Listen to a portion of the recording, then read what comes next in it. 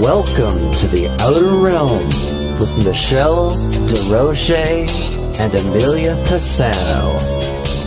Airing live on the United Public Radio Network, 105.3 FM in New Orleans.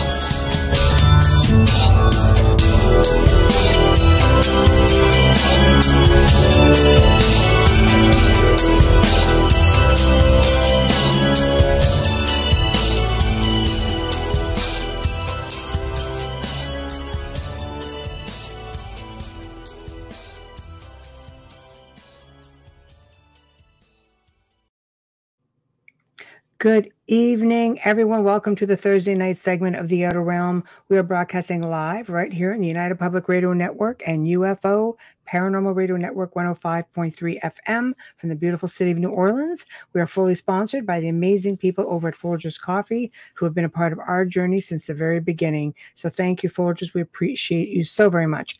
Also, big thank you to Dr. Snick, the sonic surgeon, a.k.a. Justin Snicker, who's an award-winning composer of Halloween horror, sci-fi, and dark wave electronic music. There's a tongue twister for tonight. Who basically you can find his music, Bandcamp, Spotify, iTunes, Amazon, anywhere that you can find good music. He is the voice behind our intro, our outro, and he certainly is the music. So big thank you to him. Also, big thank you to Steve McGinnis, who is the artist behind our banners and our imagery, basically. So find him on Instagram, find him on Facebook, look him up. He's got fantastic artwork just ready to be had, and custom order is always appreciated.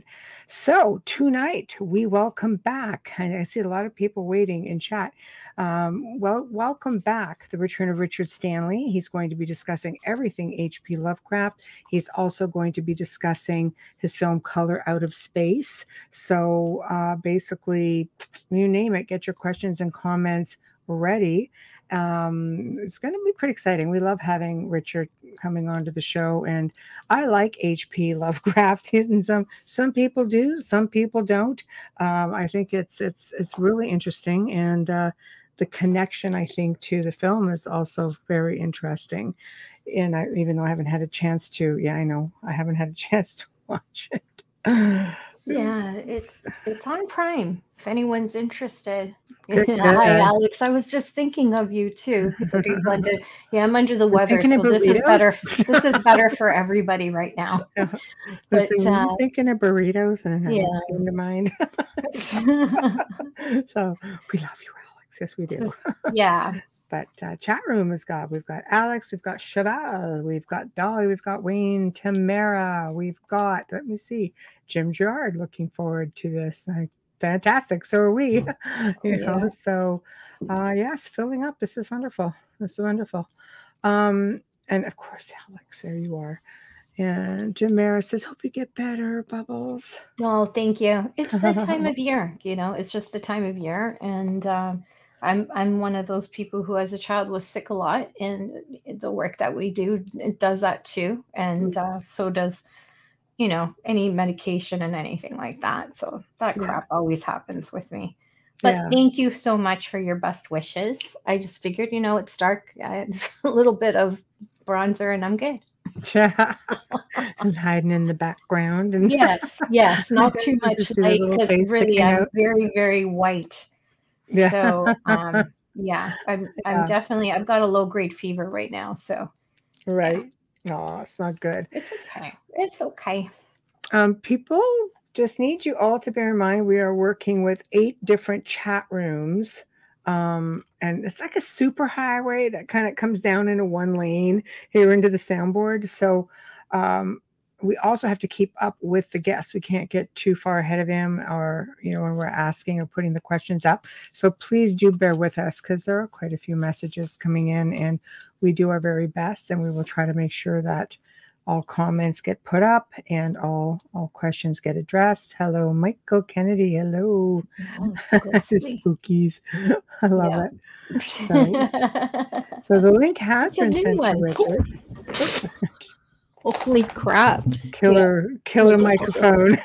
So, we're just waiting on Richard to come in now. So link has been sent. So I don't know. Be interesting. He's in the south of France right now. Ooh, we lost Bubbles. I have to wait for her to come back. He is in the south of France right now. So he's a real champion because it's probably like 3:20 a.m. there right now. And he's coming on to do this live. He's a bit of a night owl, but he also really enjoyed interacting with everybody in chat the last time. So I know he'll have a really good time, because it's really difficult with the pre-records. I think that both the guests and the people in chat both miss out. So even when we're behind the scenes trying to bring up all of these comments and so on, it makes it really difficult. It's not quite the same. So now I've lost my co-host. Waiting for my guest. Woo! Good times. Okay, hold on.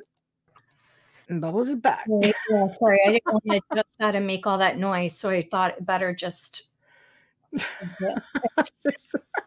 seriously. It just went flying. It's a very heavy mic arm. Take Bubbles out, Bubbles down. I'm like, what the actual? Yeah, I know. I have to guess. Hold on. I have sent. Okay, so I have sent this through to him, so he should have it. Yeah. So he messaged asking for it. There it is. So I guess now we just wait. Technical, difficult, spookies. Yes, I can. Yeah. Technical. The whole arm swing at me. And Tyler, hey, I know it's too funny. That came totally out of like nowhere. So, oh my God. So there's a lot of really good Lovecraft stuff. The Necronomicon is the one I am the most interested in. I own the book, and it's one of these things that it doesn't seem to be regulated. Like how a lot of authors just seem to have everything's copyrighted. Even after death, the family copyrights everything, and you can't really do very much with it. Whereas that didn't seem to be the case with Lovecraft. And you see a lot of people redoing his work, and you see his books coming out. Like that book alone, the Necronomicon, I can't tell you how many authors have sort of grabbed it and reworded, like they've just sort of made it their own. There's a lot of different versions of it. But what I want, really want to touch on with Richard is some people believe this is a real thing, while other people are just like, no, it was just one of his creations. I need to know, because it's been manhandled so many times. I just don't know which end is up anymore. That's my thoughts with the fourth kind, just saying. It has to be real. The fourth kind. Oh my God. Oh my gosh. Yeah. Richard's latest film that I believe it debuted on Netflix. Right. In 2020, which had the highest views for that lockdown period. Oh wow. A Color Out of Space. Color Out of Space. That's right. Yeah. And Nicolas Cage is in there.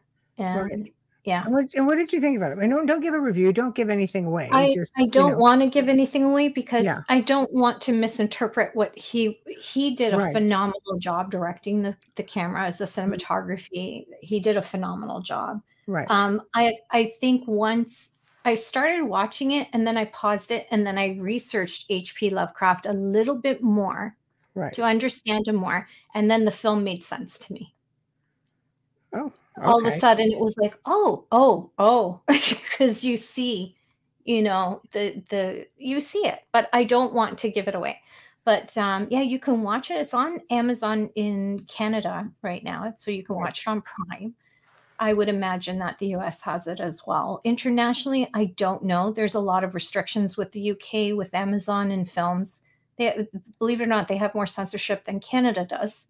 We thought we were it, but and some of the strangest things don't even appear. But it's a really good film, and I love Nick Cage. So for me, anything he's in, I watch regardless. But knowing Richard, it just made it that much more special to watch the film.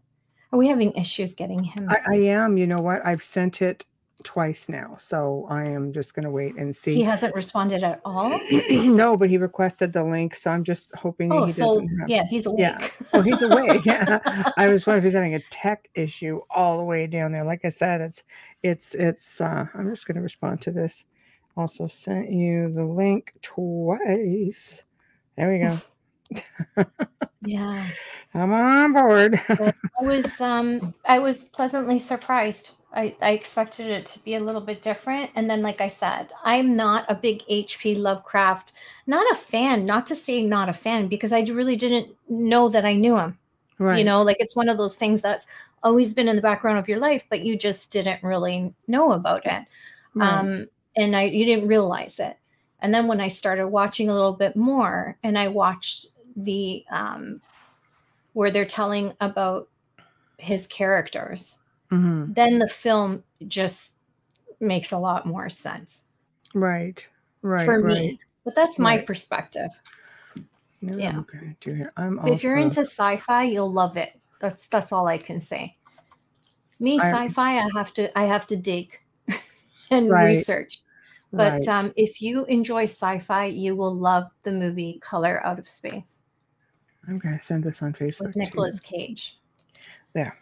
I'm just sending it on Facebook. And then you can see, I saw and I chatted with him in the chat room on the Outer Realm. This is so cool. I'm watching his movie now. Right.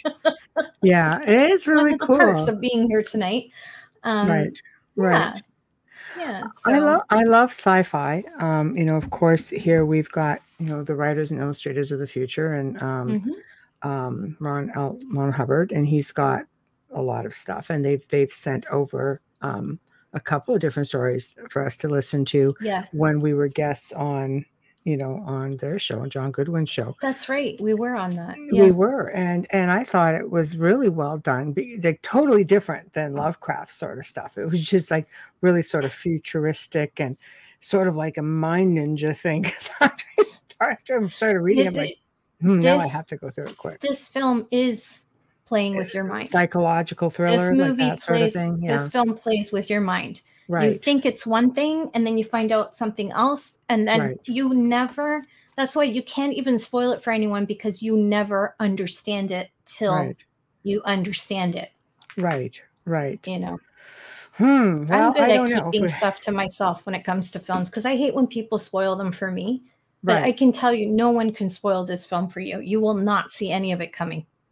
Oh, okay. Well, that might be definitely worth taking some time. And like I said, I love a lot of Lovecraft stuff. So, and there's just so much of it. Stuff like this is something I never knew was a Lovecraft thing. Until you said, "Oh yeah, there's this connection." I'm like, what? Really? And because you love Lovecraft, as soon as you'll see it a lot sooner than I did. Right.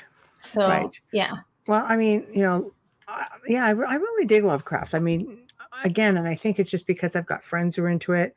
One of my Alex Lovecraft. Alex needs to watch the film. Yeah, there you go. Watch the film with Lisa. Yeah, it's yeah.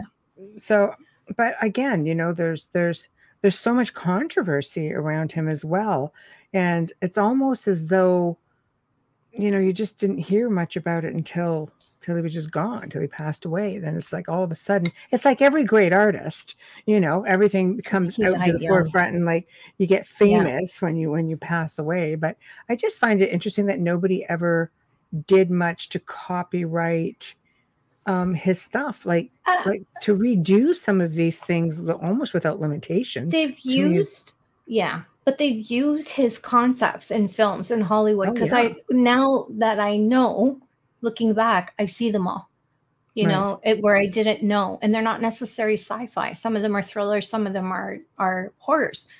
But to see Richard Stanley's hand on the direction of the film was what was most impressive for me. Right. The motion that he created with the direction was just really, really good. I look at stuff like that, maybe because my brother-in-law's an actor. I don't know. I have to watch a lot of stuff, and he talks a lot about technical things. And it was a joy to see someone that I have, spoken to on air with do such an incredible production. All right, I'm going to try this a different way. In the Mouth of Madness is a Lovecraft themed movie. In the Mouth of Madness. Yeah, so there we go. Stanley. Isn't there a film about him too? Wasn't there one, H.P. Lovecraft? I can't remember. There's a documentary on YouTube about him, and they talk about all his works. And the funny thing is, Cthulhu? Which one's that Cthulhu. one? Cthulhu actually Cthulhu. only had 12 people that have read it by the time he passed away. It's one of his biggest, and it's just shocking. Cthulhu. Wow. I couldn't see the word in front of my head there. Wow. Okay. Yeah. When you see it, you know, much like Oscar Wilde, they became bigger later, and Van Gogh and every great artist before them. It's always the way, for sure. Especially back in those days, you know, people are like, wow, you know, the Renaissance created so many poets and artists. I said, well, yeah, but if people weren't so technical right now, we'd probably have poets and artists again. They're using a different medium, and you have to find it, and it's just a different time. But in the time, it was paints. Right. And yeah, was there a lot of greats? Yes. Was there a high population like today? Right. There we go. Here's another one. Dreamcatcher was influenced by Lovecraft. Thank you for that. Yeah. Yeah. I don't know. That's the one, the name I was looking for. Again, there's so much, you know, when you start digging into Lovecraft, you start realizing like he was really racist. Like, really racist. Gosh. And I'm not going to say what he said. No, but I'm not going to say what he said, but you look it up on YouTube and you hear it, you can't unhear it. No. And if you're a big fan of his, you might not want to listen to that. Well, maybe there's a reason he never really took off when, you know, in his living years, because he was just so outspoken. But many people around him were. It wasn't a sign of the times, you know what I mean? Yes, absolutely, absolutely. Right. Yes. Right. And we were talking about how his mother came from a family that was highly inbred. Multiple generations. Really? And and his father passed away of cancer, and then he eventually died of cancer, but never sought treatment. No. He just lived in agony and like a recluse, which was very common for that time as well. Well, he moved into his family's estate, I think, on his mom's side or something. They were very well to do, something, you know, big mansion and a lot of, you know, played on the spheres and things like that, which was sort of instrumental in him coming forward to, you know, all of these amazing creations. He was raised by his aunts because his parents had passed away. Yeah. Right. I just was really shocked at when they said the tumors inside of him were multiple, and he lived in agony the rest of his life, but reclusive, which ate expired food, you know, just like God. Well, it wouldn't matter at that point. No, I guess not, you know. Yeah. So very bizarre, bizarre. But you know, I think with all the greats, the reason why they are great is not just because of their work, but because of the story that comes with their death as well in their later years. You know, like how they lived. Yeah, look at what's his name? How they lived. Oh my God. Yeah, I don't know. From the airplane. Hugh, what's his name? I was going to say half of that. No, I was going to too. But that's a different company. That house sold for over $4 million. But anyways, I don't know. What's the first Hugh that comes to your mind? I don't know, Hefner. No, the other one. Howard Hughes. The multi-Hughes. Howard Hughes. I know. That's why I got it the wrong way. He was the same kind of messed up. Thank you, Michael. Yes, I had the Q, but I didn't have the Howard. Thank you. Right. Yeah. I'm going to blame it on the under the weather thing. It's the medication that works. I always confuse his name, and it takes me a minute. Right. I mean, I watched Aviator, and I thought that was an incredible movie on his life, you know, and Leonardo DiCaprio just slayed that. But again, recluse and just let themselves go. I feel like this is just part of being genius and creative sometimes when they're misunderstood. And the times were not ready for H.P. Lovecraft's mind at all. I think you're not wrong on that. You know, like he was definitely, I mean, he, what he died, like 19, what was it? Like 37 or around there, I don't 47. remember. I don't even remember. But he was just very,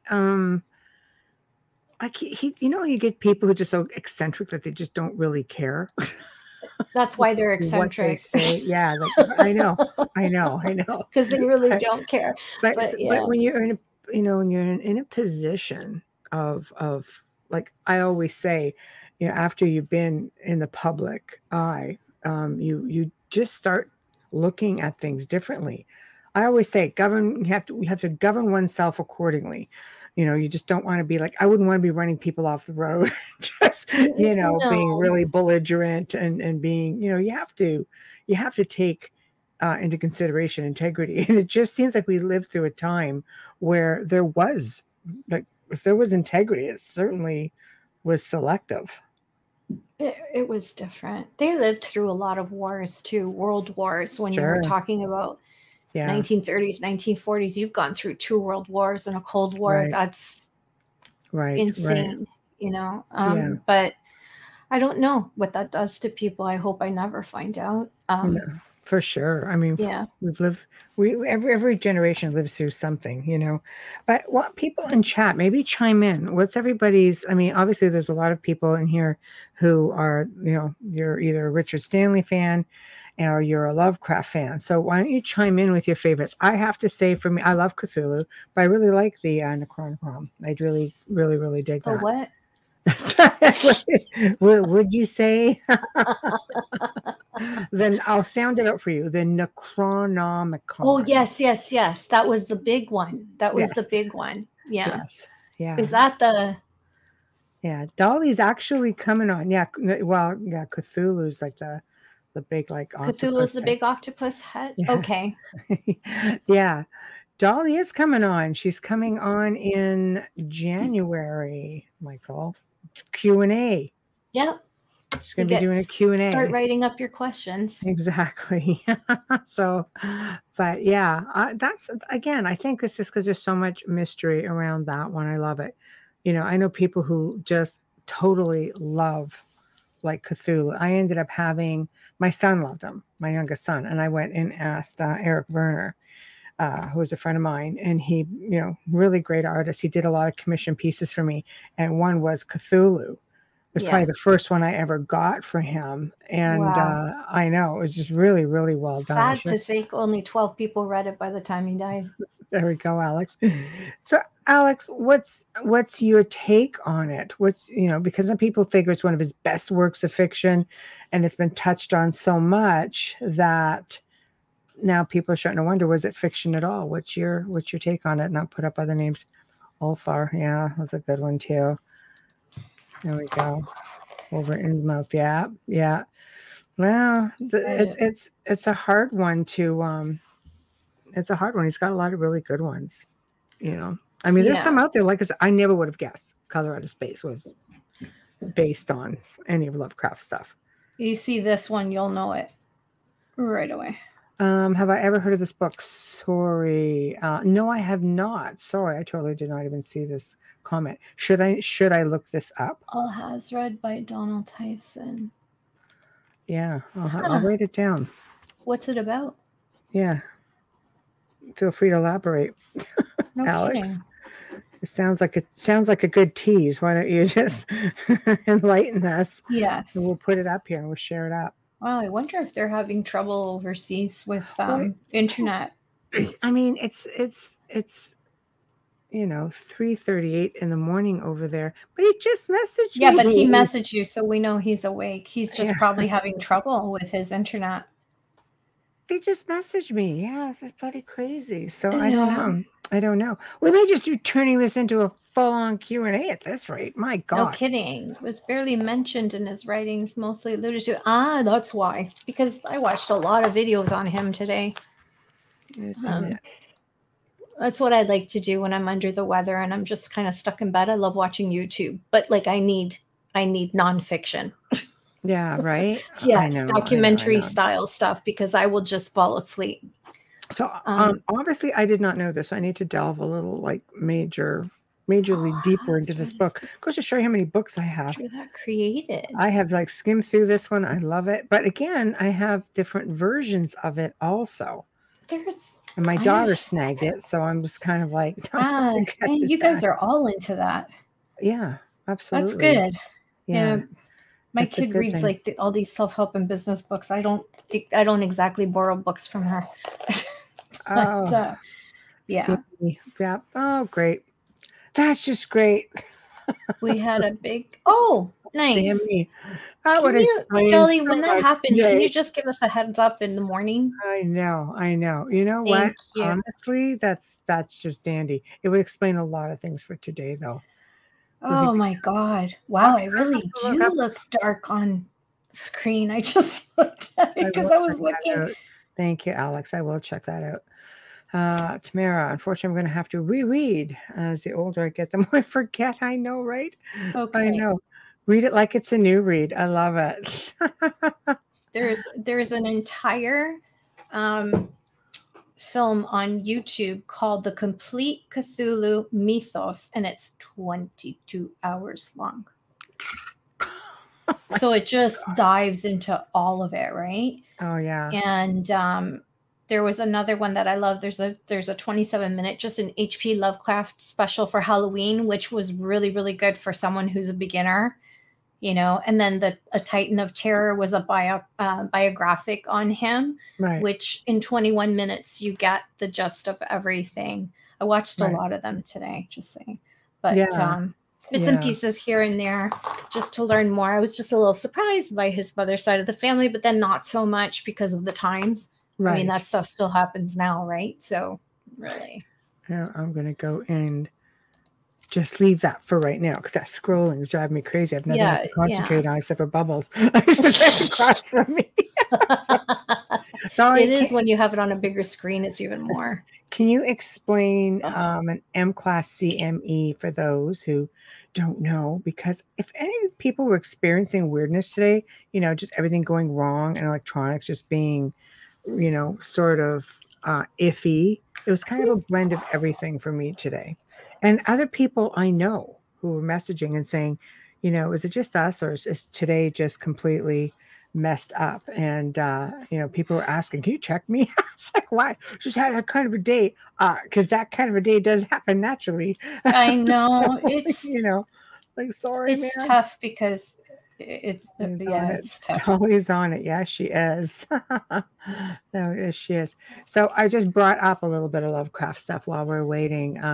So it says here, he spent much of his time writing and as a child prodigy continued scribbling until his death diary, which is something he left behind, a mountain of work. He wrote hundreds of poems, scores of essays, and of course, his most famous beginning was, quote, the oldest and strongest emotion of mankind is fear, and the oldest and strongest kind of fear is fear of the unknown. And that's in a article from theatlantic.com if anybody wants to go and check it out. So he's got like all kinds of links in here. Like you can go in and you know, check out all kinds of stuff. So, Yeah. you know, so a few years after he died, the New Yorker critic Edmund Wilson wrote bluntly, Lovecraft was not a good writer. The only real horror of most of these fictions is a horror of bad art or bad taste. Oh, that would be really harsh. You know, like, I mean, the guy still lives on today. So I don't know, man. Say what you want, but he's still kicking. He's got a really big. There's a cult following for him, definitely. Oh, yeah. I wonder what he would think of all this if he was here today. I think he'd be quite pleased with himself. Donald Tyson created the Cthulhu tarot cards. Why do I think there's that would Cthulhu just be awesome? Tarot cards? Yeah. I don't do tarot, so like I'm not familiar with. No, but anybody who digs Lovecraft would probably get right into something like that. That's a lot of imagery. Wow. That would be I'm gonna very start cool. learning how to draw. I know, right? No stick figures allowed, Bubbles. That's just it. We'll be working. She says, "Okay, I'm With going to all draw this you a tech, picture," and I'm yeah, just I like, know. "Oh, Oh, you should see I my don't know crime what scene. You should see my crime scene drawings. They're even worse. But it comes we with a have big them." explanation. That's- You know that little curly thing that looks like Charlie Brown's squiggly hair? That's this. Hello, Yeah. hello, Steve. No, I don't know. I would love something like that. Again, but again, like I like Lovecraft, so I have friends Alex who has just them. Okay, you can really. show me when I see you. Oh my God, I'm just gonna see here. I think I pulled up another article on him. Hold on. This one was on the Necronomicon. Originated as it says right here. It originated as a fictional book in the works of H.P. Lovecraft and grew into an extended literary in-joke as other horror writers organically added to the Cthulhu mythos. That's what you were talking about. See, this is crazy. So according to Lovecraft, it was written by, this is what Alex said right here. It was written by Abdul al-Hazred, a mad Arab poet of the Yemen in 950 AD. So I don't know. I'm parked in the studio. No, you're not. I can assure you I followed your link. No. There, okay. Here we go. We just came in. Wow. Oh, you just now came in. You'll be in bed earlier today. I know. Yeah, I don't know. You didn't come on this soundboard till just I now. followed the link you sent me, so I've been in a little Creepy. Well, yeah. apparently HP knows. HP knows. He came back. He shoved you over. Watched your film today, Richard. Fantastic. Oh, wait, glad you liked it. And yeah, it's a pleasure being back and to be out of that strange cyber eddy that I was stuck in there. Right. Well, apparently, according to Dolly in chat room, says it was an M-class CME today, which sort of, messes up everything, all the electronics, all of everything. Because we've been in the soundboard here for since 9 o'clock and just getting things ready. And I sent the same link to Amelia. She came right in.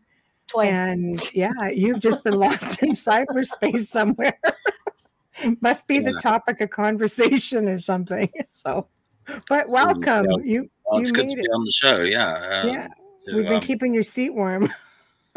So, trying to talk, this whole Lovecraft thing. It's just some people love him, some people hate him. It's just it's not their thing, But I don't know. Certainly, it's an understanding. I think it's an understanding of him. Because I said that I started watching your film. It's actually on Amazon in Canada right now. And I started watching the film and then I paused it and I went to research a little bit more about H.P. Lovecraft. Then I came back and went, and it was a whole different experience. I'm so glad to hear that. Yeah, so fantastically done. Where do you want to start? Where do you want to start? Do you want to talk with, let's talk Lovecraft, what it was all about, and just sort of work our way into how you ended up coming up with the film. So we'll start from the beginning, and we have lots of time. I'm pleased to hear that. Yeah, it's the middle of the night here in the French Pyrenees, and beginning of December. It's first winter out there. It's super dark and kind of appropriate for the subject matter. Oh, I love it. I love it. It's just dark and cold here. Nothing exciting. It's freezing here. Freezing. So, I know. Okay, excellent. So why don't you tell us about H.P. Lovecraft as for anybody who hasn't heard of him or people who are just sort of coming into him, because he's more famous now, of course, than he was even when he was alive, like most amazing artists. So yeah, no, he was completely insignificant during his own lifetime, and I think lived a life of total seclusion and kind of appalling poverty. Had very little to eat by the end, and was dead by the time he was 47 years old. and saw very little of his work actually find its way into publication in his lifetime. I think none of it was published in in hardback form during his life. No. Stories only appeared in pulp magazines, and a lot of the better stuff was never published at all. So he had probably no conception of what would happen after his death. What do you think he would? How do you think he would feel if he was here right now today to see all of this? I think a combination of amusement and horror, which is pretty appropriate for Lovecraft. I would imagine he would be highly amused by some of the things that have happened, and utterly appalled by the interpretation. Yes, that's awesome. Amused, happy that everybody knows who he is, but yet a little upset because of the interpretation sometimes, maybe because he was so, it was his and his only kind of thing. Well, it's one so far, and one of the things that he did, which was really, I think, incredibly far ahead of the game, and far ahead of anything that we are able to fully understand right now, is that he created a shared universe that exists completely outside of copyright control. During his lifetime, he encouraged other writers to use his pantheon, different gods and different tropes like the Necronomicon, and encouraged other folk to add on to the mythology, and thus created something which was its own shared fictional universe that could keep expanding, that the reader or the audience were really able to add to. And in the present day, people are only just getting used to the idea of the Marvel verse, or Walt Disney, of a brand which creates its own shared universe, or which has multiple films, television series, and different products tied into it. But Lovecraft kind of created a universe that exists entirely outside of corporate control, that is self-perpetuating. And from the time it was introduced into through the pulp magazines and his initial stories into our culture, about 100 years has passed. And in the course of that century, a lot of those ideas have reproduced themselves extremely successfully, to the point that they've pretty much permeated the whole of human culture. I mean, kids in Africa, in the French Pyrenees, in Russia, in Japan, can all identify Cthulhu. Of course. Yeah. Yes. You can't, there's a lot of these they can't identify, but they can identify Cthulhu. I love that. What makes somebody,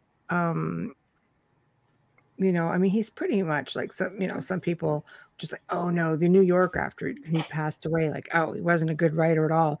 I don't know, man. The guy's still kicking. He's got staying power. But what do you think contributed to him going down this specific path? Because he was really out there, and he was also really controversial. He was just like extremely racist, for one, but it was a sign of the times, right? I mean, we were talking about that earlier. Might be a reason, though, why he didn't make it too far in life, because I think you were just coming into that whole where that wasn't cool. Here in the U.S., they were just like, no, you had the South behaving one way, you had the North behaving another way, but around the world, it was quite different. But what do you think contributed in his life to follow down the path that he did, to write all this really obscure stuff? Well, I mean, I think he didn't have any choice, from the point of view that he was facing a series of unfortunate circumstances. And I think because of the way he was brought up, he was naturally extremely reclusive and cut off from the mainstream of human life. Right, because some people thought, oh, he was just mad, you know, and I the think people was like, no, he was brilliant. towards the latter part of his life, I know he only went out at night and couldn't handle even going out in the daytime. And even when he was a child and a younger man, had a very difficult time talking to other children or striking up interpersonal relationships. It was only when he started corresponding with different amateur periodicals that he really started to make friends or reach out to other people. Right. And as such, I think he followed his own strange path, taking off from Edgar Allan Poe and the Arabian Nights and decadent romantic fiction, and was pretty much unaware or uninterested in the modern American novel and the way that mainstream culture was going at the time. Well, there were so many big names, writers and poets from that coast, the East Coast at the time as well. They were huge. Right. To think that they were all friends at one time or sitting at a bar, that's how I envision them. And coming back to another point there is that I also think it's really easy to, I guess, misinterpret these folk and to reinvent them in our own image and to impose onto them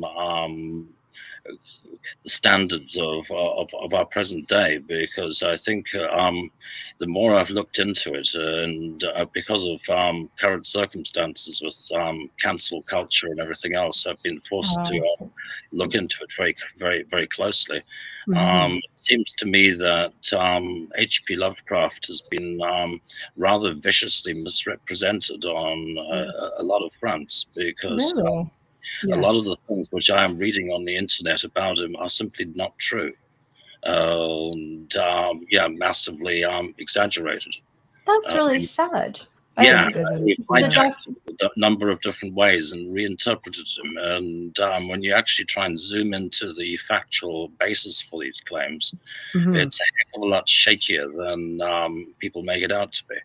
Like, to give you a glowing prime example of this, what I'm seeing is in the present day is a lot of folk are attacking people for selling Lovecraft merch or Lovecraftiana, or writing to outlets that are selling Lovecraft books and saying, are you prepared to cancel this author because his books are full of the N-word, to directly quote some of the things I've read, which caused me to zoom into that detail. I thought, yeah, really?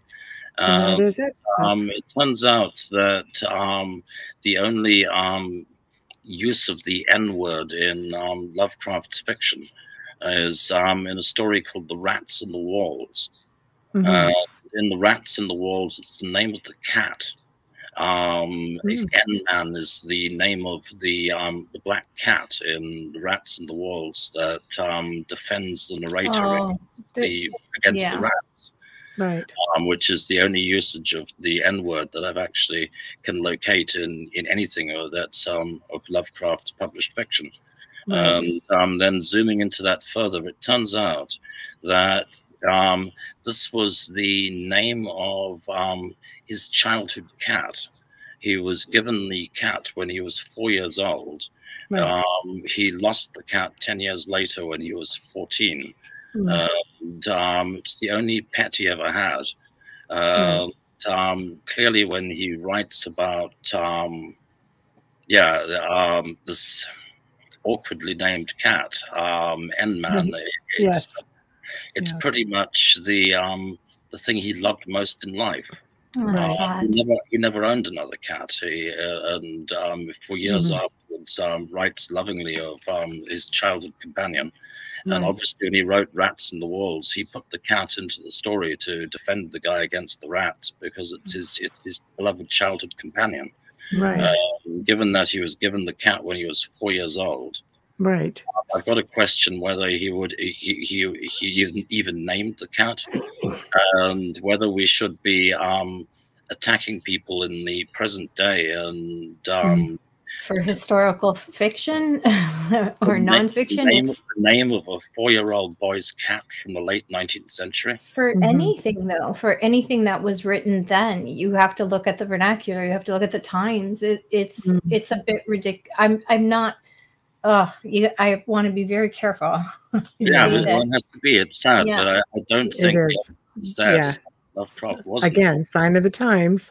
Yeah. Right. So I do have a question for you. Yes, Alex Rondini, who's a friend of ours, is asking, didn't Lovecraft basically write about his nightmares or an interpretation of his nightmares?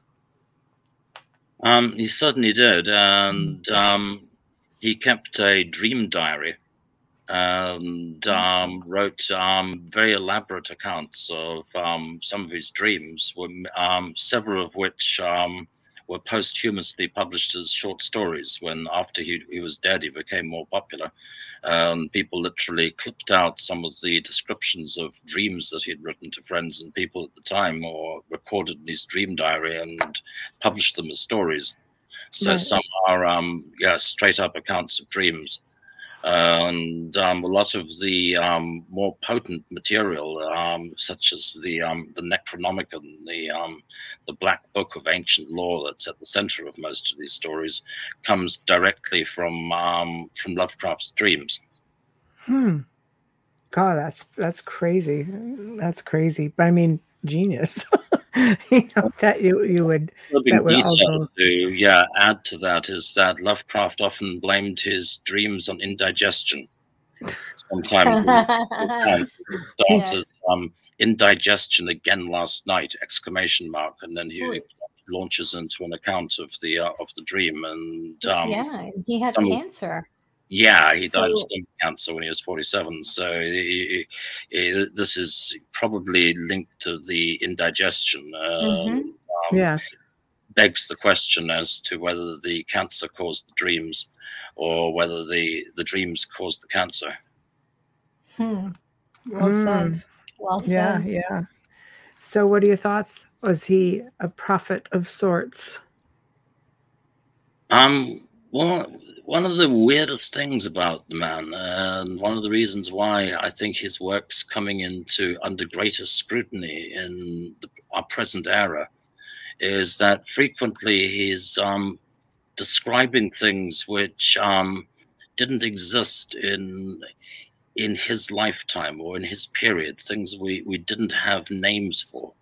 Or concepts that hadn't fully been defined. I mean, I guess at a pinch, a good example is the way that the alien architecture in Call of Cthulhu and other stories is described as being non-Euclidean architecture and non-Euclidean geometry.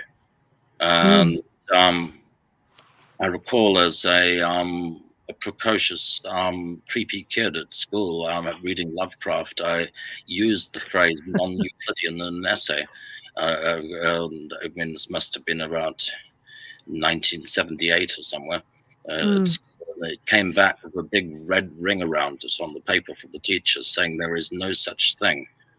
At that point in time, according to my school teachers, all geometry was Euclidean. This concept of non-Euclidean geometry was complete rubbish. Whereas what we have now is we're now aware of chaos science and fractal geometry. In fact, we use fractals to create the very VFX that we use to create color out of space. Non-Euclidean geometry is definitely a thing. And fractal geometry and the whole concept of I guess the patterns within chaos that we see in chaos science it bears Lovecraft out.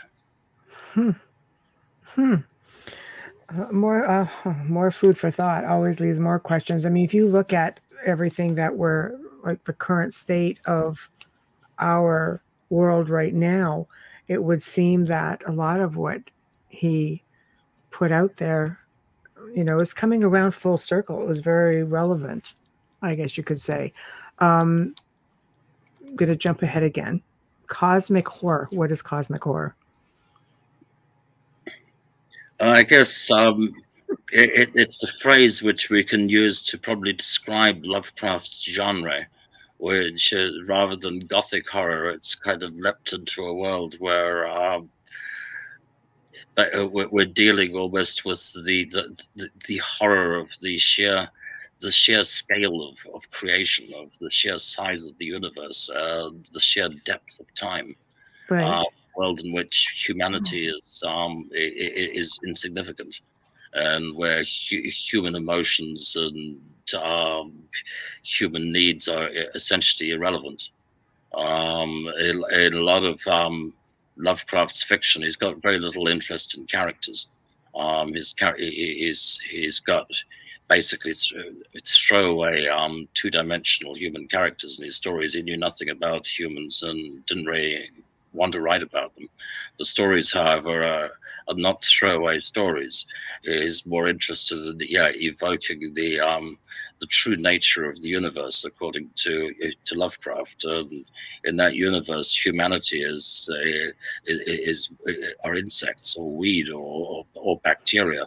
I think what most people mistake for his racism is kind of an aspect of his cosmic anti-humanism. I think he's pretty down on the entire human race. Right. Yeah, I'd say so. I'd say so. And you know what? Yeah, that would definitely attribute to some of what people think about him or thought about him even now. It's really hard to get anything like to pinpoint anything on him because there were so many different views on him. Like I said, people either loved him or they hated him, you know, one way or another. One of my favorite, I guess, Lovecraft is probably the Necronomicon. And there's a lot of people who believe this was actually a real thing. And then you have others like, no, it's just like it's one of his amazing creations. You know, and other people are just like, no, this is a real thing. So what can you tell us about that? Because that one is still going strong. I mean, and again, because of the lack of copyright, it's just been changed. It's been added to. It's just been altered so much. It's just like, what is the original? Well, I kind of believe Lovecraft from the point of view that Lovecraft claims he saw it in a dream. He dreamed the title of the book, and there's any number of folk who will tell you that the true Necronomicon came from elsewhere, but Lovecraft does say that he dreamed it. He saw the name of the book first, and since then, in the dream first.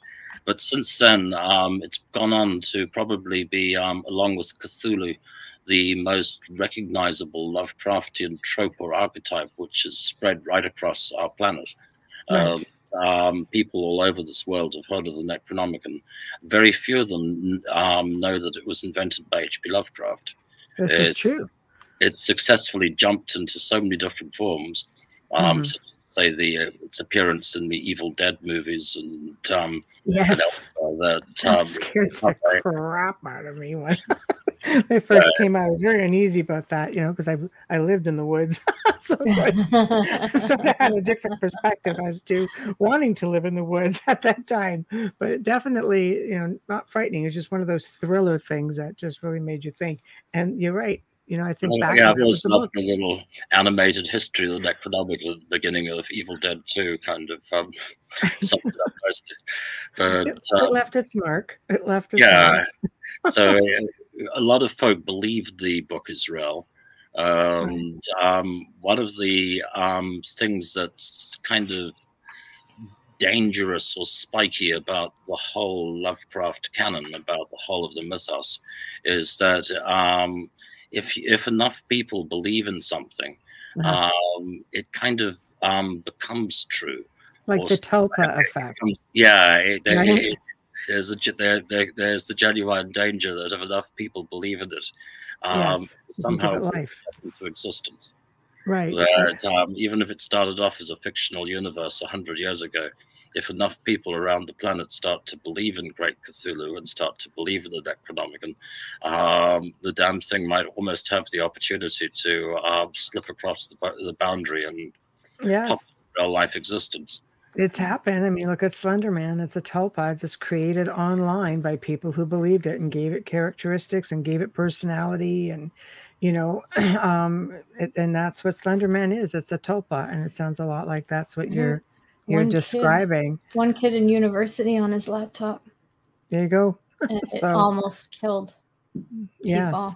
Alex also asking, has Richard ever heard about Donald Tyson's book, All Has Read? Yeah. No, I haven't. Oh, wow. Okay, Alex, do some enlightening. Again, we were talking about that before. This was based on the character. Am I saying that, explaining that properly? Hold on. Here we go. So I'll put this up. Abdul Al-Hazred, the allegedly fictional author of the Necronomicon. Yeah, from when it was, like 950 AD, something. Yeah, that's right.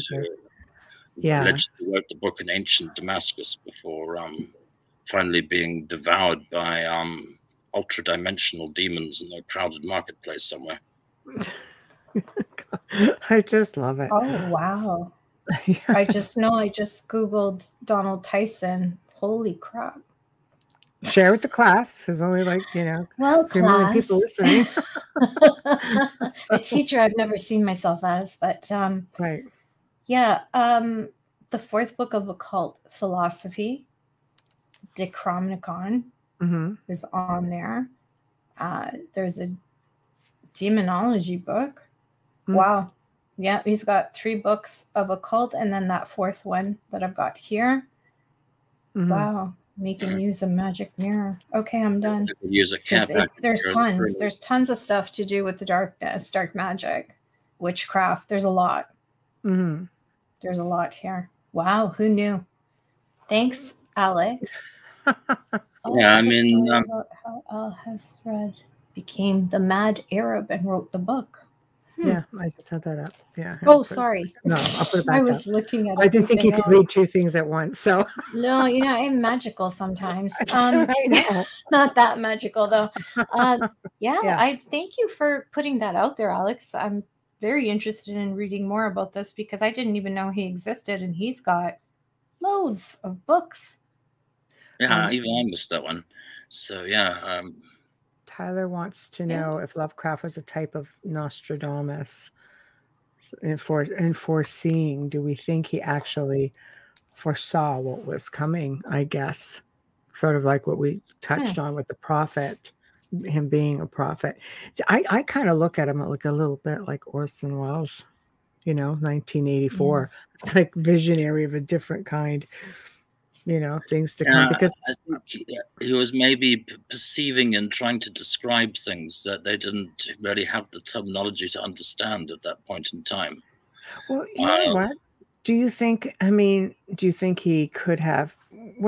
Allegedly, when we sleep, some people believe we travel. Or, was he a contactee, abductee? Was he taken places to see all of this stuff? And he said, well, these were my dreams.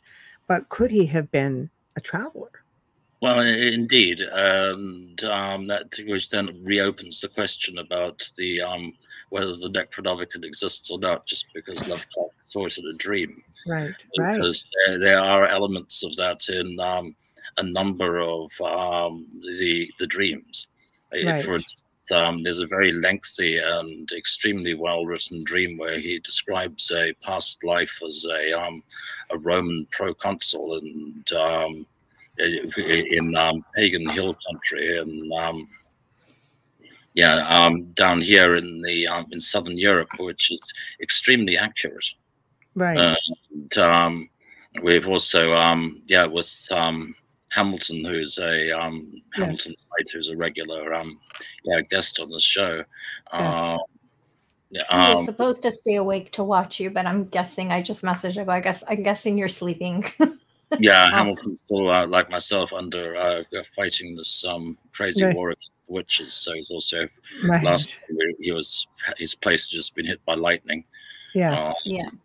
This time round yesterday, he was trying to retrieve Henry Lincoln's library from here in the zone, get it back to the UK, but the driver of the vehicle suddenly had medical emergency, negative reaction, and passed out at the wheel of the truck on the freeway. So, yeah, which again to me felt like an act of potential malicious witchcraft. It could only happen, you know, to Hamilton. At this point, I razz him about stuff like this all the time. I'm like, only you, only you. But yeah, nonetheless, I got to say we've been going after Sunken Rilya, the city of Cthulhu, the sunken city that turns up in the different dreams.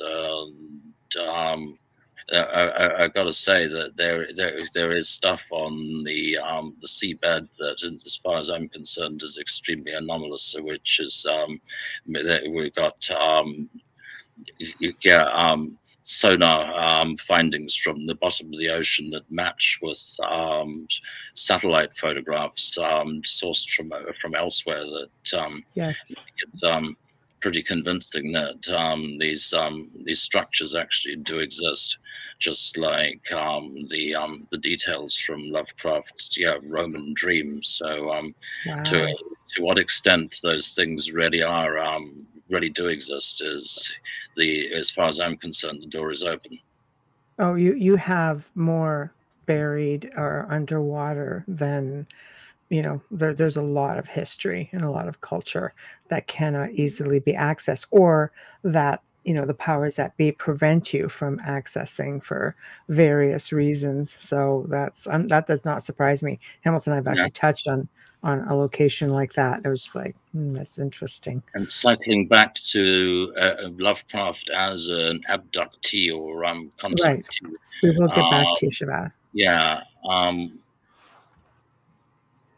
The Whisper in Darkness, one of Lovecraft's later stories, really hits all the beats of a abductee, contactee story. Right. It even has a man in black who shows up knowing everything about the case, who picks the guy up from the station, and there you a go. lot of different elements which would Yes. only come into common thoughts after the modern UFOs started to exist in like the 1940s and 1950s, until long after Lovecraft was gone. Right. So yeah, there are discernible elements of that contactee abductee scenario in the text. Well, what's interesting is a lot of abductees or contactees now, according to some testimonials, will have apocalyptic dreams. So, you know, you're thinking, some people believe that it's the future, some people believe there's somewhere else, and other people believe it was the past, that civilization was brought here from this sort of a scenario, from another place. Because, you know, because some of the things he touches on is just, you know, it's just a lot of dark stuff. And they believe that, you know, there are places, or even dimensionally, that we're just living, you know, multiple or simultaneous existences. And oh, sorry, Alex Works. Here we go. Yeah, good night, Alex. Good night, Alex. Thanks for partaking. So, you know, so I lean to that theory. That one seems really plausible to me. Okay, we're gonna put this back up. Bubbles, can you get that for the listeners? Yes, ask Richard about egregores. Yeah, egregores. Egregores, thank you. Yeah. This is a new language for me. That's all I'm saying. Well, an egregore is not very far off from a tulpa. Okay. Okay. There we go. It's something that can kind of be dreamed or willed into existence, a bit like a golem, in its original sense. Like a golem type of thing?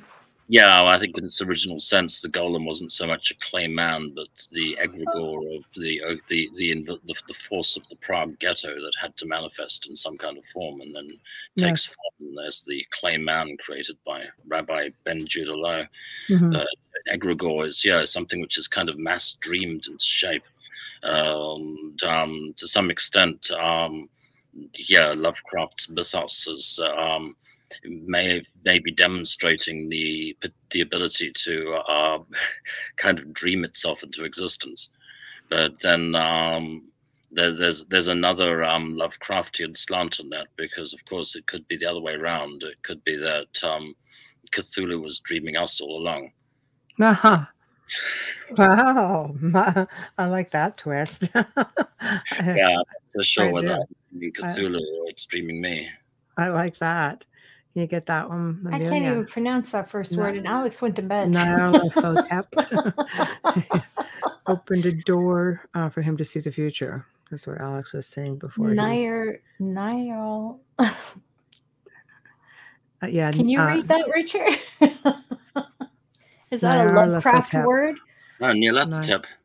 Yep, oh, geez, like it just rolls off your tongue. It rolls off his tongue, I know. Yeah.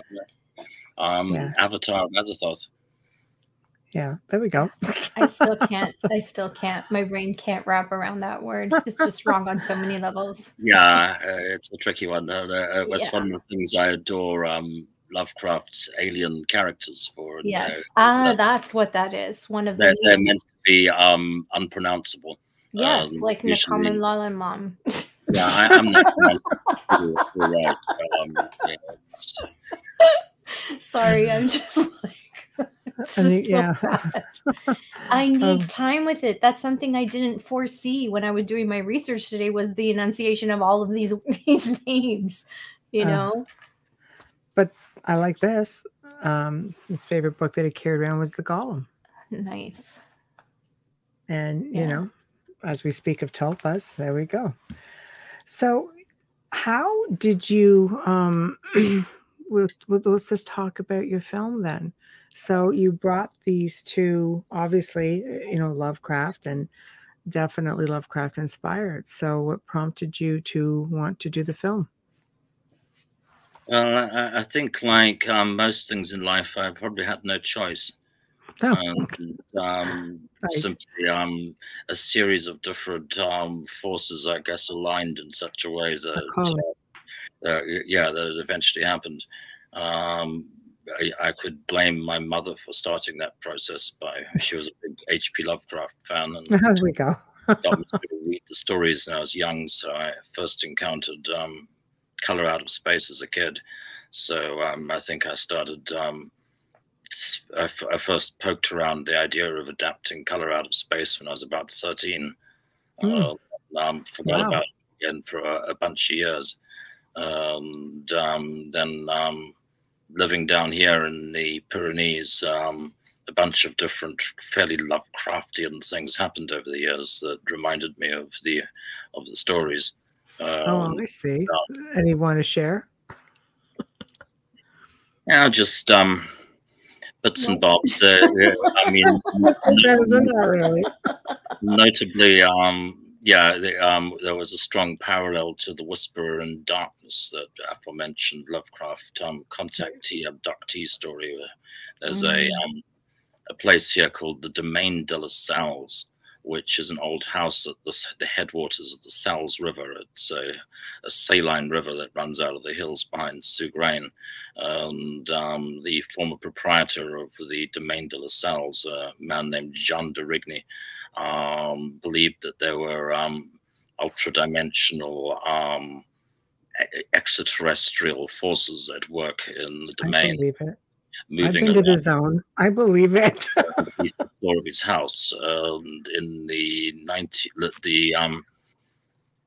it would have been the late 1980s, early 1990s. He produced a bunch of analog tape recordings of the sounds that were underneath the floor of his cottage, which he eventually managed to play on French television, which then I guess fed back through the conspiracy verse and ultimately through the internet to create a fully blown mass hysteria outbreak in 2012, which went so far out of line that a state of martial law was declared in the area. The whole area was locked down, which was How did I miss this? I was like a few years too late. I would love that stuff. Yeah, which fully reminded me of the old farmer convinced that there's alien ultra-dimensional things underneath his cottage and living inside the hill in whisper and darkness, and the tape recordings that yeah, the Akeley farmer character makes in Lovecraft story. So there were various elements happened out here that that had caused to remind me of the original stories, and then that's pretty fascinating. A few years ago, we shot a short film from a Clark Ashton Smith story, the Mother of Toads, and in the course of that, I realized that most of Smith's work was in public domain. Then became clear that, well, if that's the case, what about Lovecraft? And we looked into the copyright on the Lovecraft stories and realized that pretty much everything was in public domain. And at that point in time, my immediate instinct was to write an adaptation of the Dunwich horror. I really wanted to do Dunwich. The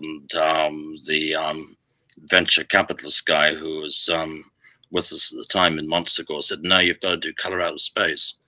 And I tried to kind of weasel out of it and say, well, no, how can you do that? It's like, how can you portray a color you can't see? Tried to back away from it, but more and more people said, no, you've got to do color out of space. So eventually sat down and, yeah, wrote color out of space. Were there any restrictions on your direction of the film, or were you content with the way you brought it out to life? I'm pretty happy with the way it turned out, actually. Good. It's because I think the closest transition from page to screen of pretty much anything I've worked on. It's it was a crazy thing, because initially I thought to try and shoot it in France, and the initial script was in fact set in France. And then as it juggled around the world, trying to get it made, it was like, can you set it in Canada? So I rewrote it to set it in Quebec. And then there was a suggestion that, oh, we can get the money, but it has to be in Ireland. Can you rewrite it to set it in Ireland? And then somebody else said, well, heck, we can do it, but we can do it. It has to be South Africa. So you really dropped a boat. I got tired of rewriting it to move it from one country to another, and just went, fuck it, I'm going to set it in Arkham and go back to the source story. Wherever we end up shooting it in planet Earth, we'll just have to make it look like Arkham, Massachusetts. Right. You did a good job. Yeah, it kind of reverted back to being closer maybe to the original story that it started off being, Butch. Right. I'm so happy to hear that, you know, because sometimes when you speak to directors or producers, there's those, oh, I would have liked this or would have liked that. I love that you're very happy with the outcome. It's going to make people who haven't seen it want to run to it even more now that they know that it's as authentic as it gets. We just got a nice endorsement a couple of days ago from John Carpenter as well, who nice. That's nice. Congratulations. Yes. Yeah. Cage. So the fact that Carpenter liked it, and that's really a good kudos right there. Yeah. Alpaca scene, I think, kind of. Oh, the alpaca thing was just killing me. I loved it. But I don't want to give away stuff. But yeah, we have an alpaca farm close to our house that we've been to. It's my daughter that I've gone with her. So it was just, yeah. It was strange, but loved it. Is what you're saying. Pardon? So, you like alpacas. I love them. They put them in little sweaters here in the winter. They're so cute. So Nicolas Cage, did you have to go to him? Did he come to you? Was he your first choice? Because Nicolas Cage loves this sort of stuff. So to me, he's just like a natural. But, you know, because he's really into anything obscure. Yeah, I mean, again, I don't think that any of us necessarily had any choice. It felt like a series of sorry, Nicolas Cage. I like Nick Cage. That way, it was meant to be. Nick was meant to be Nathan Gardner, and it just happened. Right. I mean, a script came into his hands during the shooting of Mandy, He's something of a Lovecraft fan. Color is kind of a family movie, and it's also I think a nice reach for Nick, because he's playing a very nondescript and well-meaning family man. And, yeah, it's a very different role. Nick. I don't think he's been given kudos for just with a hippie past. Yeah, he did really well. Yeah, he plays a weak man. He's got Nathan's got his glasses. He's nervous. He's got poor hair. Then as we go into it, we also see that he's utterly incapable of genuinely dealing with what's going on. And I think the real fear, hurt, and incapacity on Nick's face at times is it's a very long way from Nick's normal from action. National Treasure. Yeah, Gone in 60 Seconds, Leaving Las Vegas. Yeah, it's very different for him. That's what I love about him, though, is that he's not afraid to try anything, because he was in Pay the Ghost. Yeah, he was. And that was an incredible film too, and he did really well. That's when you start to see him change his characters. I love that he doesn't stick to a certain genre. He does take challenges all the time, and I'm impressed that he doesn't go by his family name, so that no one casts him simply because of who his uncle is. Right. Yeah, so, I think Nick and me are also a very good match in terms of I'm always under the opinion that on some level I'm shooting a very dark comedy. There's a level of black humor in the performance, which I think is just on the right side of camp for me, which I absolutely adore. Yeah, it's fantastic, because it's very much like what parenting is like today. You know, our generation of parenting is a little bit more relaxed than our parents' generation. And he portrayed that in the film. He portrayed that comfort, yet I have to kind of discipline. And you see that back and forth. He's incredible. There were so many facets to all of the characters, though. I love the camera work. On some scenes, I was just like, wow. And we're at that point where we have to do a station and sponsor ID. Yes, Sorry. we do. And anyway, thank you so much. Shows some nice things. Oh, no, I watched it today, so I was really happy because I had to wait for it to come on. Anyways, we're going to go into why we can be here. You are listening to The Outer Realm with Michelle DeRoche and Amelia Pisano, coming to you live from the beautiful city of New Orleans on 105.3 FM and 107.7 FM. We stream internationally as well. Tonight, we've got a returning guest and friend, Richard Stanley, with us, and we are discussing H.P. Lovecraft and his latest film that just did so well during lockdown. If you haven't seen it, Color of Outer Space with Nick Cage, you need to see it. An incredible, incredible film that if you're a Lovecraft fan, whether you are or not, you're going to love it. You're really going to enjoy it. Stream or listen to all of our archives on the platform you normally use. And we want to give a huge thanks to the amazing people at Folgers Coffee for fully sponsoring our show from day one. We love you and we thank you for your continued support. And a huge shout out and thank you for our intro and our outro to Dr. Snick, the sonic surgeon, Justin Snicker, award-winning composer and musician. You can find his music on Amazon and Bandcamp, and find him on Facebook and Instagram, where he's dropping clips of his music daily. And you can get a taste of all that great music. You know, there's a reason why he's won all those awards. He's fantastic. And if you're watching us on social media right now, whether it's YouTube, Facebook, wherever you're watching us from, Twitter, or all the 200 streams that we have, give us a like, give us a subscribe. We'd really appreciate it. There we go. And we are back. I can breathe now. We are back. So are you looking at doing any other like amazing Lovecraft films, like maybe Cthulhu? I would love to see a Cthulhu film. That would be awesome. Well, that would What do be you the think? intent, yeah. Certainly, I'm very much hoping to continue to work in the Lovecraft universe and to try and mount some bigger adaptations. Right. That then comes down to whether that will be allowed in the current ecology, which is comes back to the running culture wars and the attempts to cancel even myself or the material or our cast members. Yeah. Sign of the times. I can't believe the control that is out there. Yes. So yeah, that does make it difficult as an author or a filmmaker. Even any sort of artist, singer, you have to be so careful now. I think gone are the times of free speech, so to speak. I think it's a lot more limited than we thought. Do you know what we got flagged on today on social media, on Facebook?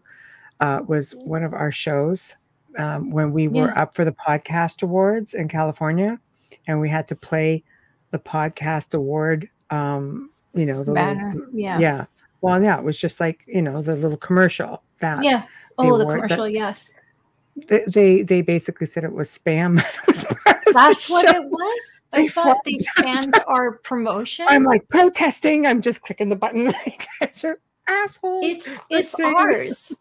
I know. That belongs to us. What are we spamming? It's an award show. Advertising for the podcast awards that we didn't do. That's ridiculous. It was a network advertising of all the shows on the network that were put up for it. Do it every year. Yeah. And I saw that. I was like,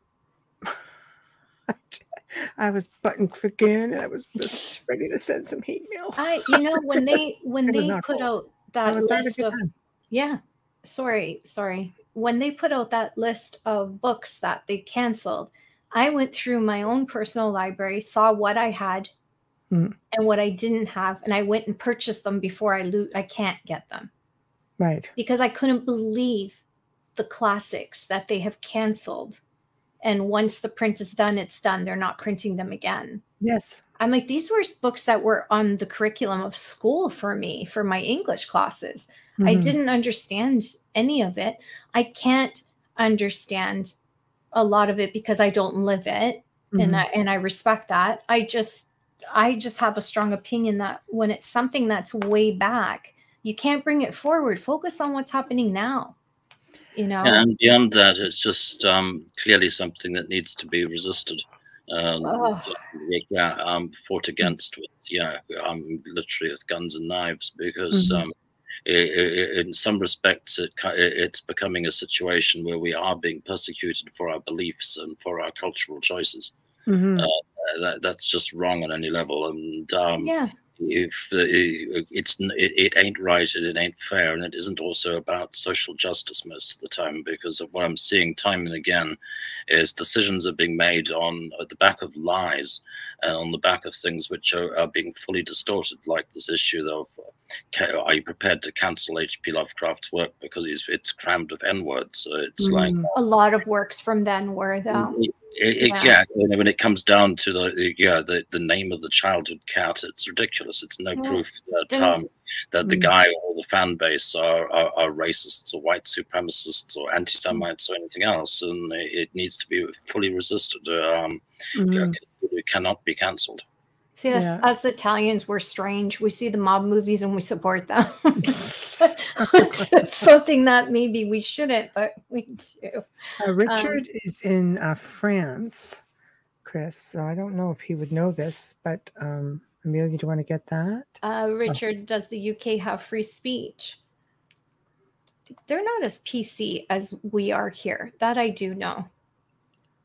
Yeah, I don't know the extent of the fear and paranoia in the UK. I suspect they're also pretty frightened. What about your neck of the woods? In my neck of the woods, I guess folk care less, but we haven't really got a local film industry here which is capable of turning out material and putting it into streaming. And of actually getting material into people's lounges or getting access to the distribution platforms. Right. We're still essentially have to fight through the culture wars, which means having to ultimately stand up for I think for what we believe in, because so long as we're saying, oh well, yeah, Lovecraft was maybe a terrible man and maybe those are the times he lived in, it's we've got to separate the work from the artist. It's like, no, goddamn it, I do not believe the guy is a racist. I do not think any of the people who are his fans or reading that material have anything to be ashamed of, and I think the reasons that we come to it is because of the otherworldly spectrum that it offers, and the sense of deep time in the universe that it's in. And I think we need to stand up for the things we like and apologize for it, and also demand that alternative points of view are represented in popular culture. Yeah, because that's some of the first things you find, like, researching all the little ins and outs today, like the racist. That's why I said it. I'm just like, this is a very big belief system among many people, and that goes way back. Now it's even worse with, I believe what we're, like you say, what we're allowed to say and not allowed to say. It's nuts on so many levels. I mean, we all know that those who don't learn from the mistakes of the past are doomed to repeat them. That by erasing the darkest parts of history leaves the way open for those things to happen again. Oh, history has a way of repeating itself.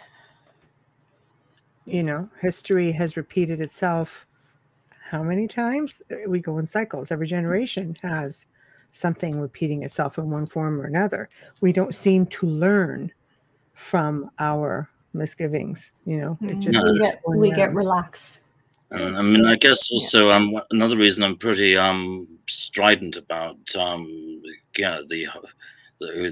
whole situation of cancel culture and the Great Reset, apart from the fact that I'm imminently in danger of becoming erased myself, along with pretty much everything that I love and adore, is the fact that I've been through this before. I lived in apartheid era South Africa, where there was complete censorship, a lot of religious censorship, no pornography whatsoever, and not even breast nudity. I think some lingerie magazines was as far as it went. Pretty much everything banned. The Rocky Horror Picture Show banned. David Cronenberg's Scanners banned. Joe Dante's The Howling banned. Ridiculous movies that were criminal. Dawn of the Dead banned. So South Africa, full on censorship, very, very religious, and people went. Has it changed? Yeah, it is very. Did it change after you've left? Yeah, everything was decriminalized after the fall of the apartheid regime, which was wonderful because you could drive through Cape Town and all of a sudden there was like no law, and you were seeing on first release all at the same time in cinemas Texas Chainsaw Massacre and I Spit on Your Grave, and suddenly all these movies that hadn't been released were playing stream releases. People were offering you marijuana or LSD when you were trying to buy hot dogs, and it was great for a short period of time. Right. Yeah, they're still doing that in Barbados, by the way. I was there just a few years ago. Yeah. But my girlfriend is from South Africa. She was born and raised and then came as a young child because of what was happening there. And they were a very wealthy family that even their servants were driving Mercedes. That's how well off they were. And they came here completely poor. Start from nowhere because they had to leave everything behind. Times don't change, but getting away from the point was that at that time, under the apartheid regime, when we were all growing up under such incredible censorship that none of us even knew that pornography existed until we got out of the country. It's completely everything was completely airbrushed. At that point in time, per capita to the white population, we had like the world's highest rate of family slayings. More husbands came home from work and killed their children and shot the dog and shot the TV set than any other country. We had more one-day pattern killings. We had incredibly high murder rates. South Africa's probably still got one of the highest murder rates in the world. An incredibly high amount of sexual violence. domestic violence. It did not lead to a kinder or gentler society. Right. A situation of total censorship and where you cancel and keep away anything that might be disturbing, people's heads exploding, people turning into wolves, Tim Curry dressing up in ladies' underwear. Just we love Tim Curry. Yes, I do. You don't get a better, gentler, more egalitarian society. You get a nation of psychopaths. Right. I made a comment about when Will Smith had smacked Chris Rock at the Oscars, and I called him a thug, because anybody who gets up on a stage in a public place like that type of event is a thug. You're a bully. And I got called racist, and I'm like, I debated for 3 days if I should comment, and all I wrote was, based on what, you need to take a look at my family photo before you call me something like that, because I disagree with you. So I'm racist because I'm telling you that he's a thug. I'm defending Chris Rock. Aren't they both the same color?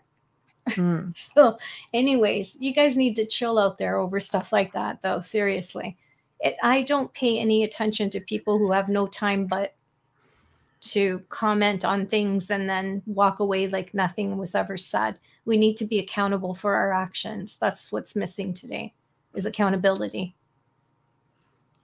Okay, question. Richard, what do you like about Lovecraft personally? Apart from the fact that he obviously loved his cat, which immediately endears me to him.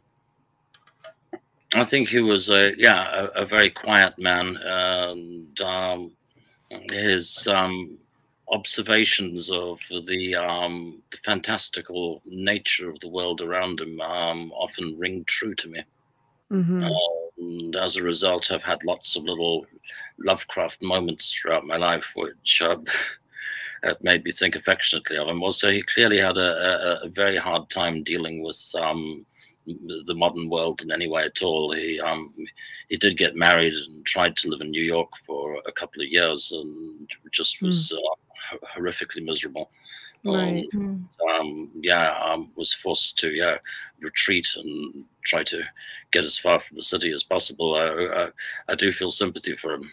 I think that's what a lot of people are trying to do now. I wonder how he'd fare up in this time, the way society is. I mean, I have hope, for society. I do. I have hope that people will just stand up and go for what they believe in. I think that's what we got to do at the end of the day, is stop apologizing and stop being ashamed of what we know we love, and that we know in our hearts that we're not racists, we're not anti-Semites, we're none of the things that we're being accused of. And it's with all of art and everything that humans create, music, there's always going to be a percentage of people who absolutely hate it.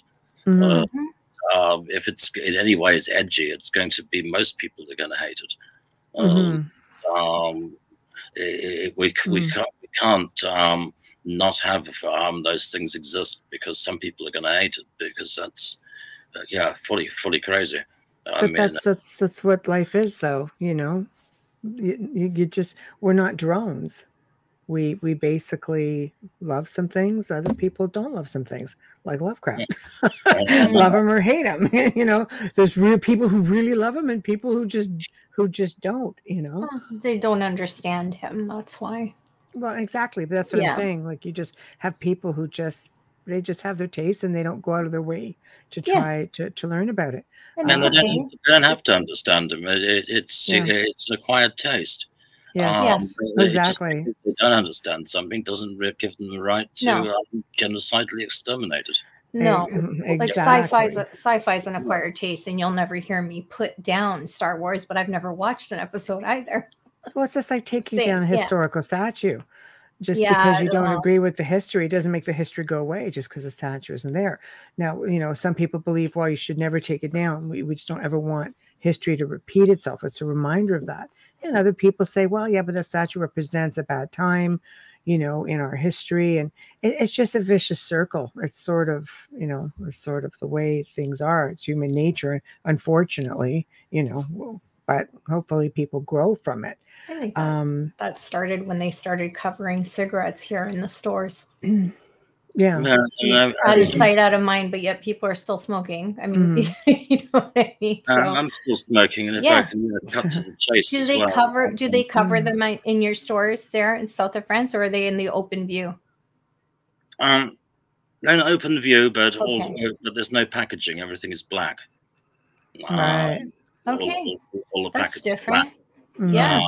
Or black, or decorated with photographs of the horrific things that smoking can do to you. Yes, yes, here as well. Oh, Jim's here. It's really hard to find your tobacco in the dark. This is true.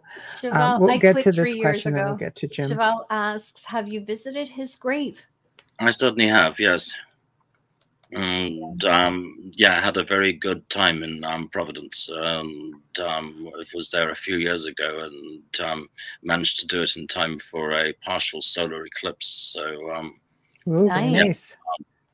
I kind of went there just to make my peace before doing color, and I was delighted at how much of Providence's fabric remains unchanged from Lovecraft's time, and how it's still possible to that's really cool. Really take those same walks and sit in those same spots, and be right there. I love being in places where time stands still. Nothing really changes. All of Massachusetts is like that. The entire state. There's a grave in entire state. The little 17th century graveyard in Providence where Lovecraft figured out Poe used to sit to write couplets, so he sought out the place where Edgar Allan Poe had sat, so he could go and sit there himself, and it's still there. Yeah, there's tons of statues of Edgar Allan Poe all over Boston. I love it. Yeah, Jim Gerard. Hi, Jim. The introductory video on the Richard Stanley website is totally awesome. Really captures the animated dream time. Very nice. Very nice. Yeah. Chris Phoenix says, if I ever get to France, I would totally hang out with Richard. He's very cool. Well, ironically enough, Richard does tours. It can maybe happen. Yes, he does. I used to back before the this whole COVID thing came down. Still, around, but put a damper. Tourism business basically crashed and burned over the last few years. Well, hopefully, I have a friend who goes to, I believe he's probably met you because he's spoken about you, but he does tours. He lives in Texas, and then he goes to the south of France for a few months, and he's got his little niche in there, and people come from all over the world to sit, and they'll do tours with him. I told Hamilton, I said, you guys should all collaborate because, he still goes strong down there. So how long that'll last, because he couldn't get to south of France when everything hit here. So everything sort of went quiet, and he went back and had a quiet time in France. And then the following year, it was just like this past summer, business as usual. So the pulse of life is semi-returning, but it's been a freaky year for all of us. I mean, it's been, quasi-Lovecraftian, I guess. I mean, there've been a couple of in the sort of more actively threatening part of the Ukraine conflict when they started talking about around. There was a point when all of the solid Wi-Fi out here in these mountains went down for over 48 hours. During that time, there was a couple of hours when we were all thinking, hang on, did a thermonuclear war just happen? Is the outside world still out there? And it's had its moments, yeah. Oh, yeah. I just like to think this is something that's just going to go behind us. So, wow. Chevelle lived in one of his homes in Providence, and it was haunted. Wow. Can you imagine being haunted by H.P. Lovecraft? I'd sit down and have a conversation with him, but I'd start writing. Okay. Yeah. Let's go. Some more of that dream stuff. My God, man, it's just, I don't know. I love them. So, what do you have coming up? Because I know we're slowly nearing the end here. So what do you have coming up? I know that you and Hamilton are coming back on at the end of the month. So you guys have obviously been collaborating. So can you elaborate a little bit on that? Just to get people all excited for the end of the month when you come on with Hamilton? Do you know you're coming on with Hamilton? So, yes. Here in the Pyrenees, we're basically still fighting a crazy ongoing sorceress battle that I hope will eventually fully resolve itself. But Right. it gone through a number of twists and turns. What I can say is that I'm very much hoping to return to dramatic feature film production next year.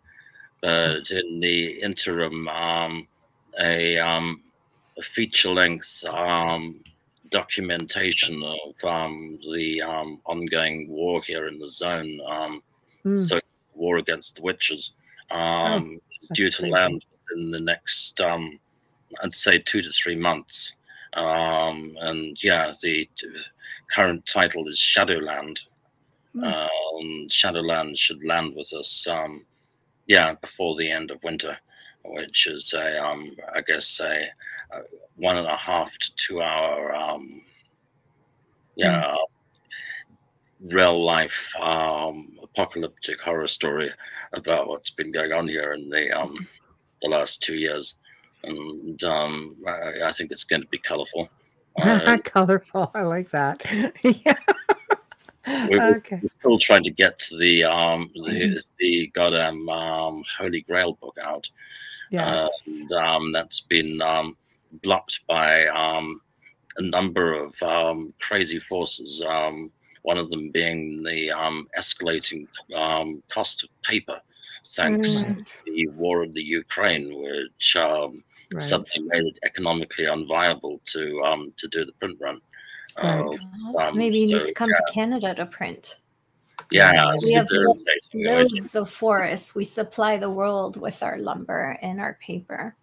True. Yeah, it's something that's hit a lot of folk, the sudden paper shortage, and everyone's been doing the same thing, which is like, oh well, print is dead anyway. Why bother with printing? Yeah, we don't have very much on paper here. Most things are emailed. Yeah, we started that years ago. I really want to see it as an actual book between the two. Yes, I'm finding a lot of authors feel that way, and I think it's a little bit harder to snag too. You know, when everything goes digital, it just seems to get copied. And you know, I have a friend who's had like 4 books plagiarized because he had them as downloadable copies. And that's also part of the insane drama that's been playing out here. So we'll let that wait until we get Hamilton on the next episode. But in the heart of this, there's also a manuscript that has been plagiarized, which stolen from a dead man from Tim Wallace Murphy, who died to a bunch of folk in Esperanza. And there is the matter of Tim's manuscript, which has been plagiarized. Wow. It's part of the crazy ongoing battle down here. Yeah, because I mean, he's wow. That's a shame. That is a shame. He's just another genius. I just loved him. Wow, it sounds like you've got your hands full over there, and you and Hamilton are back on the 29th. I think the big question is going to be, are we doing this live? I mean, you're good for live. Hamilton, not so much. He doesn't like staying up. I can't do during the day that day either. I know.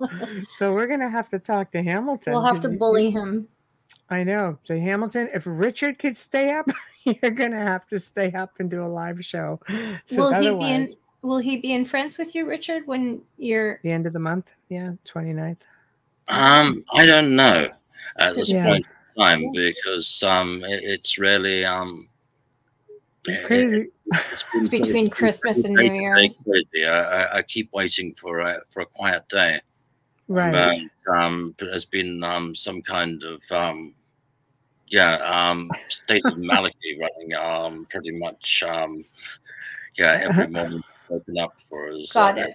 long as I remember. Okay, yes, no problem there. We won't. Yeah, we won't hold you guys to anything. So don't worry. Yeah, I'm sure you're happy with the late hour. Works for me. Right. Then we'll just bully Hamilton into staying awake. That's 4 against 1. Or 3 against 1. Right? I need sleep. She can't even count. 1, 2, 3. Cold medication. Cold medication. Yeah, with 3. Yeah, maybe I'll leave you with the Necronomicon story. Yes, please.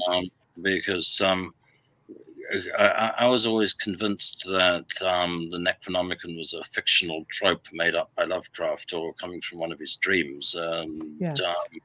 Then a couple of times, first of all, I became aware that the Berlin University Library claims to have a copy.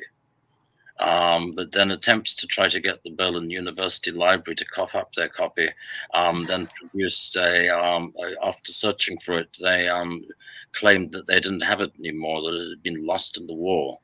Brian Yuzna, the producer of the Reanimator movies, went down the same path and also found that there's this record of the Berlin University Library having had a copy before World War II, which would seem very early for a Lovecraft hoax. Yes. So there was that, and then during my travels, I fell into the company of a Dutch smuggler who had smuggled a large amount of hashish back from Lebanon. Holy crap! Fund one rinky-dink terrorist movement or another. And I asked him in the course of the conversation, what was the weirdest thing that you ever smuggled? And he told me that he had once had to carry back from Baalbek in the Bekaa Valley a book of black magic bound in human leather and written in human blood, which he had to bring back to Europe for someone. The fun thing about the guy who telling me the story was that he was dyslexic and boasted that he had never read a book in his life, that never heard of H.P. Lovecraft or the Necronomicon. The same guy who was smuggling the drugs back from the Bekaa Valley was also smuggling a copy of the Necronomicon. Oh my God! What surprises me is that Hamilton doesn't have one, because Hamilton's got everything else. Well, maybe he's not telling us. Yeah, I know. Of course, I'm just kidding. But I did turn up a lovely copy of The Red Dragon the other day. This wasn't on Hamilton's watch, but The Red Dragon's a notorious French grimoire, and a nice copy of that one surfaced in Montsegur a couple of months ago. Oh, so the occasional magic tomes do float to the surface sometimes. Definitely living on the wrong side of the world. I'm good. I'm safe here. I love South of France. I love South of France. I do too, but I don't want to get involved in all that. No, I can't wait to get back there. It's just beautiful. Not enough time to see everything, unfortunately. And clearly, I don't get to see all the cool things that are just all behind the scenes. So, wow, thank you for joining us. And sorry you had a problem coming on. I just tend to wonder if it's, why it was glitchy, just sitting in the background, because you definitely didn't surface up until the point where we brought you on. So, because I sent you probably 4 or 5 different links, like, where are you?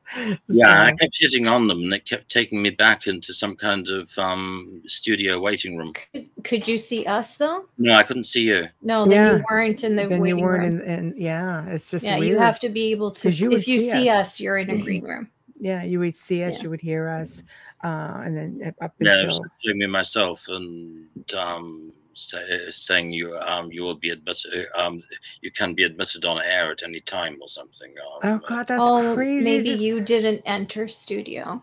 Oh yeah, if you have to actually click the enter and then it brings you in. That's crazy. You were just in cyberspace somewhere. Yeah, I know. Chamber. Gosh, freaky stuff. But thank you for coming on. It was just such a pleasure. Love having you join us, and looking forward to having you and Hamilton on together. That's going to be a party right there. I'll just keep my mic on mute. Yeah, you take care over there, and thank you, and you care. also, thank you, and good luck with all the chaos that you're experiencing down there. So it's kind of symptomatic of what the whole world's going through, but on some kind of crazy microcosmic level. Well, let's hope you still have a great Christmas, regardless. Yes, and this one is for you. CC sends blessings to you. So I guess you'll know what that means. But thank you. And what I will say is, yay, Thulu, Finagluin, Wilwana, Fatachen. We'll take that as a perfect exit. Good night. Thank you. Sleep well. Hey, take care. Good night, Richard. Or good morning. Well, that was awesome. I just feel so bad that he had such a hard time getting on the soundboard, because we would have had an extra, half hour of Mr. Richard Stanley, but we'll save it for his next time on. So guys, make a note of December 29th for Hamilton White and Richard Stanley together. So make sure you mark your calendars. But for now, we have come to the end of another fantastic segment right here on the Outer Realm. Big thank you, of course, to Richard Stanley for being a champion and staying up until crazy hours of the morning, because I'm sure it's going to be daylight over there by now. Also, big thank you to Folgers Coffee. Big thank you to Dr. Snick, Justin Snicker. Feel free to drop us a line if there's somebody you want to see on the show, or if you want to see a certain topic matter. Just email us at the outerrealmcontact@gmail.com. Again, the outerrealmcontact@gmail.com, or just go to our Facebook page and click on the email button. Nice and easy.